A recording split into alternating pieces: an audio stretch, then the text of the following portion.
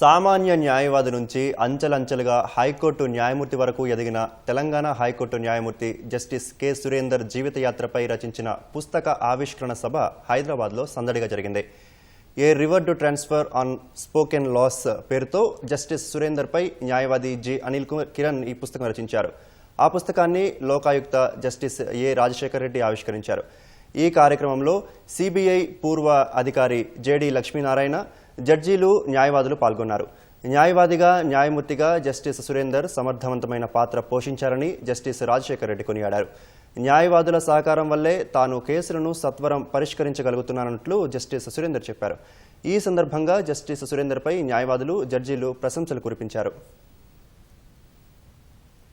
Because the legislatures enact law, it will not be suitable to all situations. That's why it is said that judges interpret law and they pour life into the legislation. Some humanitarian approach, and no two cases are alike, and no case fits in the enacted legislation. We have to have some large-heartedness, and all these qualities I found in Surendar. We do not work hard with the expectation of appreciation as judges or recognition. But there is always hope that if a path is documented truthfully, it may guide others. If this book inspires young advocates or those who are aspiring to become judges to believe that one need not be born exceptional to serve in the sacred role, that discipline, sincerity and faith in one's work are enough, then it will have fulfilled its highest purpose. వహించిన మహాకవి అంట, ఒంటరితనాన్ని పోగొట్టి గొప్ప స్నేహితుడు అంట. పుస్తకాన్ని ఈ విధంగా వర్ణిస్తుంటాం.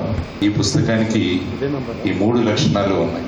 ఒక గొప్ప మహా ఉపన్యాసకుడికి, మౌనం వహించిన ఒక గొప్ప మహాకవి, మరియు ఒంటరితనాన్ని పోగొట్టే గొప్ప స్నేహితుడు. యాక్చువల్గా వారిని మా స్టాండింగ్ కౌన్సిల్గా తీసుకునే ఇంటర్వ్యూ అప్పుడు నేను జాయింట్ డైరెక్టర్గా ఉన్నాను. అప్పుడు వారు వచ్చారు. ఆ రోజు నుంచి ఈ రోజు వరకు, ఎందుకంటే కొంతమంది వ్యక్తులతో పరిచయం అయిన తర్వాత ఆ స్నేహం జీవితాంతం కొనసాగుతుంది. కాబట్టి అటువంటి వ్యక్తి శ్రీ సురేందర్ గారు. ఒక నోబుల్ జడ్జి ఎలా ఉండాలి, ఏ విధంగా ఉంటే ఒక గొప్ప జడ్జిగా మనం మలుస్తాము, తయారు కాబడతాము అనే కొన్ని విషయాలు ఈ బుక్లో చెప్పబడ్డాయి. ఇవి నెక్స్ట్ జనరేషన్ ఎవరైనా ఒక మంచి జడ్జి కావాలి, జడ్జిగా ఎలా తయారవ్వాలన్న దానికి ఇందులో అన్ని అంశాలు చెప్పబడ్డాయి. వాల్యూస్ అనేవి, ఐడియాస్ అనేవి ఎన్ని పుస్తకాలు చదివినా, ఎంతమంది చెప్పినా రావు. ఒక గొప్ప వ్యక్తి, ఒక రోల్ మోడల్ విలువల్ని ఏ విధంగా ఆచరించాడు అని చూస్తేనే అవి మనకి అవగతం అవుతాయి. ఆ విధంగా మనం బతకడం సాధ్యం అవుతుంది.